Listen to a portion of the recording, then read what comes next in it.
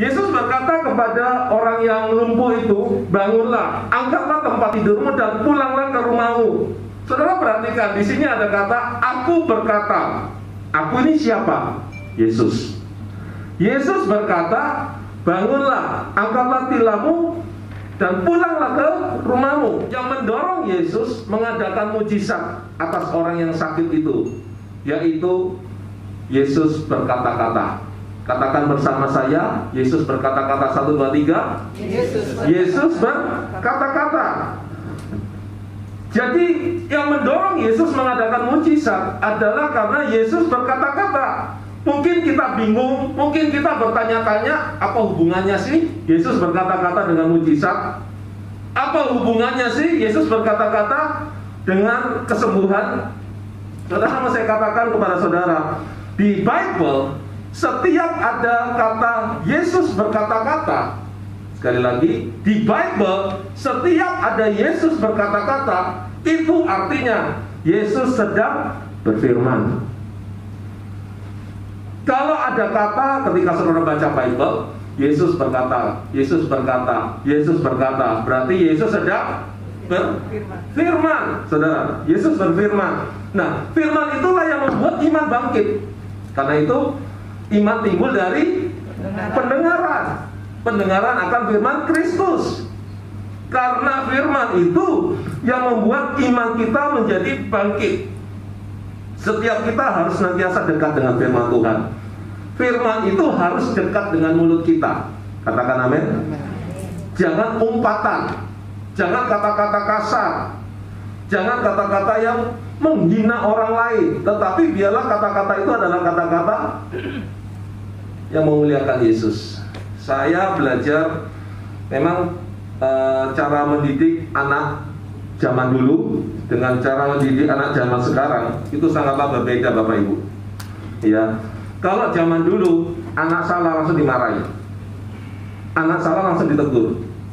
Saya sebagai orang tua belajar bagaimana ketika anak salah, saya pernah menyampaikan sebelumnya, saya selalu menyampaikan 3, nasihat, tegur, hajar. Hajar loh, nasihat, tegur, hajar.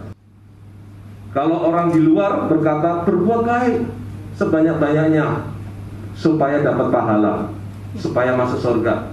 Yesus tidak tertarik dengan perbuatan baik.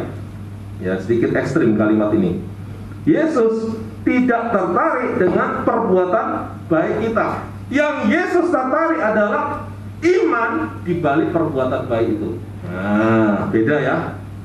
Perbuatan baik tidak menarik Yesus, tetapi iman di balik perbuatan baik yang kita lakukan, itulah yang membuat Yesus tertarik. Saat Yesus menyembuhkan orang yang lumpuh itu tadi, yang diturunkan dari atap, biasa netizen ada yang nggak suka, ya kan, ada yang berbicara kurang baik.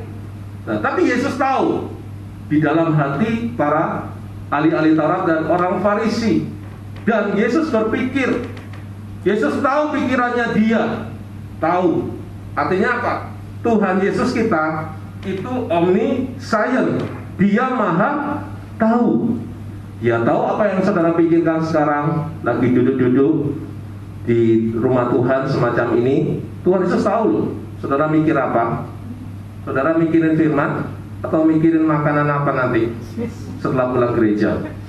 Tuhan tahu. Ya, Tuhan tahu apa yang ada di hati saudara, ada di pikiran saudara. Karena itu sebenarnya kita nggak perlu khawatir. Dia sanggup mencukupkan kita, dia sanggup memberkati kita. Katakan amin. Pikiran kita seringkali menjadi penghalang mujizat. Kita tidak mengalami mujizat karena pikiran. Pikiran yang khawatir, pikiran yang takut, gelisah, bimbang, dan kawan-kawannya, saudara. Itu seringkali menjadi penghalang mujizat terjadi. Pikiran kita yang keliru membuat kita menjadi seorang yang ragu-ragu. Mau maju, takut. Ke gereja nggak ya? Datang nggak ya? Giliran dilarang, bingung. Tapi giliran keadaan baik-baik saja, kadang-kadang nggak ke gereja. Gitu loh. Giliran dilarang, pengen ke gereja. Tapi dalam keadaan baik-baik, nggak ke gereja. Ya, ini serba salah, saudara. Karena itu ayolah, mumpung kita masih diberi kesempatan beribadah, Marilah kita datang beribadah. Amin. Karena pada waktunya nanti kita tidak boleh berkumpul semacam ini lagi selamanya. Bukan hanya karena PPKM loh, selamanya. Kenapa? Antikris yang berkuasa di muka bumi ini. Mumpung kita masih beribadah, pergunakan kesempatan kita untuk beribadah. Amin.